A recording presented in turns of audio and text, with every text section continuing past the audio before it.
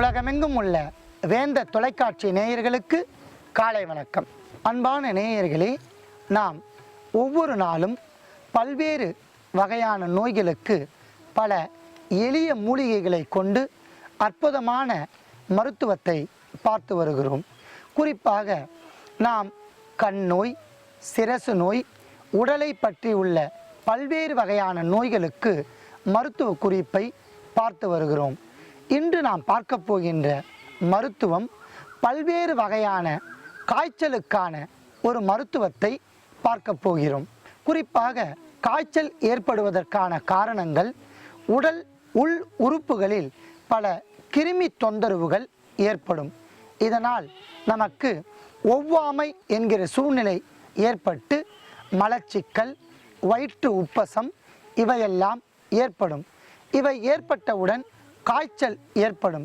காய்ச்சல் ஏற்பட்டாலே உடலில் அதீத வேர்வை சுரப்பு, அடிக்கடி நீர்தாகம், கை கால் சோர்வடைதல், அதிகப்படியான நாவறட்சி, வியர்வை அதிகமாக வெளியேறுதல் போன்ற நோயெல்லாம் ஏற்படும்.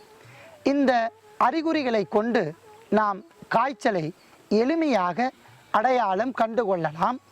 விஷக்காய்ச்சல் மற்றும் தொற்று நோய் கிருமிகளால் பரவக்கூடிய காய்ச்சல், மேகஜுரம், வாதஜுரம் என்று பல்வேறு வகையான காய்ச்சல் உள்ளன. இந்த அனைத்து காய்ச்சலுக்கும் ஒரு அற்புதமான மருத்துவத்தை பார்க்க போகின்றோம். அதற்காக இன்று நாம் எடுத்துக்கொண்ட ஒரு அற்புதமான மூலிகை கீழாநெல்லி. கீழ்வாய் நெல்லி, கீழ்காய் நெல்லி என்று அழைக்கப்படுகின்றன. இதன் கீழ்ப்புறங்களில் பார்த்தால் சிறு சிறு நெல்லிக்காய்கள் போன்றே எண்ணற்ற காய்கள் இருக்கும். இலையின் கீழ்ப்பகுதியில் காய்த்திருப்பதால் இது கீழ்காய் நெல்லி என்று அழைக்கப்படுகின்றன. இது தாவரவியல் பெயரில் பைலாந்தஸ் நெரூரி என்று அழைக்கப்படுகின்றன. கிராமப்புறங்களில் வயல் ஓரமோ வரப்புகளிலோ குளிர்ந்த நீர் பிரதேசத்தில் தான் தோண்டித்தனமாக தாராளமாக வளர்ந்திருக்கின்ற ஒரு அற்புதமான மூலிகை. 1 முதல் 3 அடி வரை வளரக்கூடிய ஒரு தனிச்செடியாக இது வளரும். இந்த மூலிகை பல்வேறு வகையான நோய்களுக்கு அருமருந்து. இதன் சமூலம் என்றால் இலை, வேர், பட்டை, காய், பூ அத்தனையுமே மனித குலத்திற்கு இன்றியமையாத ஒரு மூலிகையாக கருதப்படுகிறது. கீழாநெல்லி மஞ்சள் காமாலை என்ற நோயை போக்கும். கீழாநெல்லி ஈரல், கல்லீரல், மண்ணீரல் இவற்றின் வீக்கத்தை தடுத்து நிறுத்தும். பெருவயிறு, பாண்டு நோய் என்ற நோய்களுக்கெல்லாம் கீழாநெல்லி ஒரு அருமருந்து.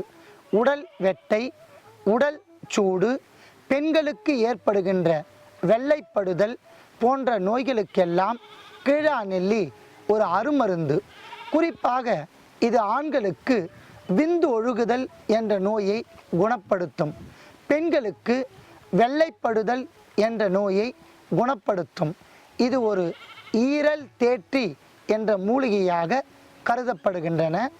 ஈரல் வீக்கம், தொற்று நோய் கிருமிகள் இவையெல்லாம் வராமல் பாதுகாத்து கண்களுக்கும் உள் உறுப்புகளுக்கும் குளிர்ச்சி தன்மையை ஏற்படுத்தும்.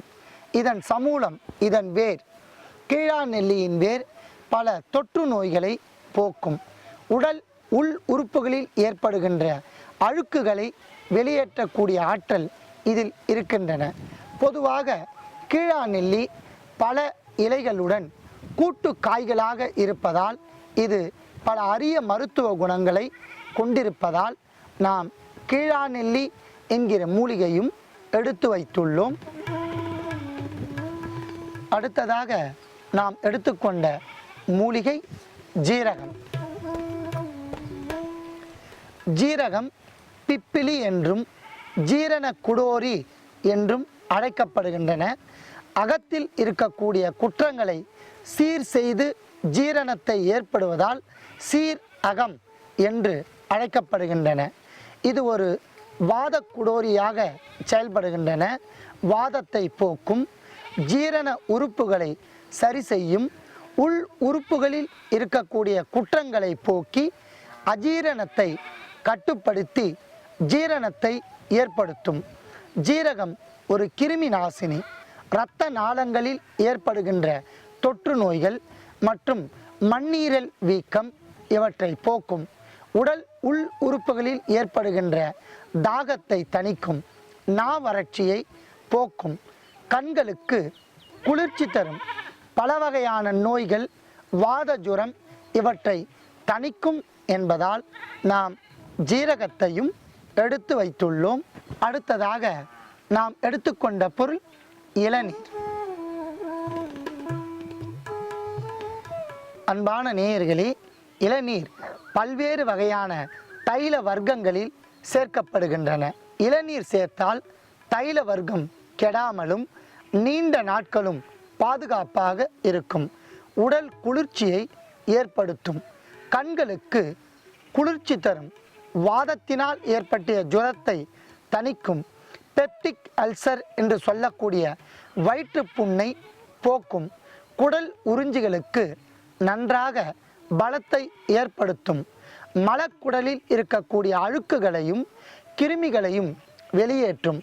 இது மேல் உறுப்புக்கும் உள் உறுப்புகளுக்கும் பாதுகாப்பாக இருப்பதால் இளநீரையும் எடுத்து வைத்துள்ளோம்.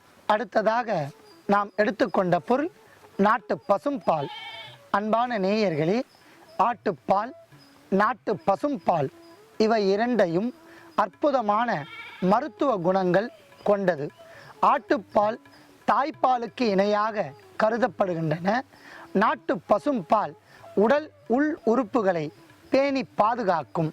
மேலும் தாதுச்சத்து குறைபாட்டை நீக்கும். வைட்டமின் சத்துக்களை அதிகரிக்கும். கால்சிய சத்து படிப்படியாக அதிகரித்து எலும்பு ஒடிதல், ஆஸ்டியோபொராசிஸ் என்ற நோய் வராமல் பாதுகாக்கும்.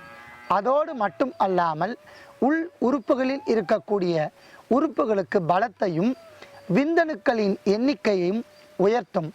தைல வர்க்கத்தில் நாம் நாட்டு பசும்பால் சேர்க்கும்போது தைலம் நீண்ட காலம் கெடாமல் இருந்து தைலத்தின் மருத்துவ பயன் இரட்டிப்பாக்கப்படும் என்பதால் நாம் நாட்டு பசும்பாலையும் எடுத்துக்கொண்டுள்ளோம். அடுத்ததாக நாம் எடுத்துக்கொண்டுள்ள பொருள் விளக்கெண்ணெய். ஆமணக்கு எண்ணெய் என்று அழைக்கப்படுகின்ற விளக்கெண்ணெய் இயற்கை சுகபேதியை ஏற்படுத்தும். வயிற்று பகுதியில் இருக்கக்கூடிய புழுக்களை கொல்லும். நுண்கிருமிகளை வெளியேற்றும். கடுமையான கோடை காலத்தில் உள் உறுப்புகளில் ஏற்படுகின்ற வெப்பத்தை தணிக்கும். கோடை காலத்தில் ஏற்படுகின்ற வேநீர் கட்டிகளை நீக்கும். அதோடு மட்டும் அல்லாமல் வயிற்று பகுதியை சுத்தப்படுத்தி மலக்குடலில் உள்ள கிருமிகளையும் குடல் உறிஞ்சிகளையும் பாதுகாக்கும். தைல வர்க்கத்திற்கு நாம் விளக்கெண்ணெயை பயன்படுத்தும் போது உடல் குளிர்ச்சி அடைந்து மேக ஜுரத்தினால் ஏற்பட்ட காய்ச்சலை தணித்து உடல் குளிர்ச்சியை ஏற்படுத்தும். அதிகப்படியான வாத காய்ச்சலினால் உடலெங்கும் பொங்கிவிடும் அந்த நோயை நீக்கி கண்களுக்கு குளிர்ச்சியும் உடலுக்கு அழகையும் ஏற்படுத்தும் என்பதால் நாம் விளக்கெண்ணையும் எடுத்து வைத்துள்ளோம். அன்பான நேயர்களே, அத்தனை பொருட்களையும் தனித்தனியாக எடுத்து வைத்துள்ளோம். எடுத்துக்கொண்ட பொருட்களின் அளவுகள் பல்வேறு வகையான காய்ச்சலை போக்குவதற்காக நாம் தயாரிக்கப் போகின்ற தைலத்தின் செயல்முறையை சிறிது இடைவேளைக்கு பிறகு பார்க்கலாம்.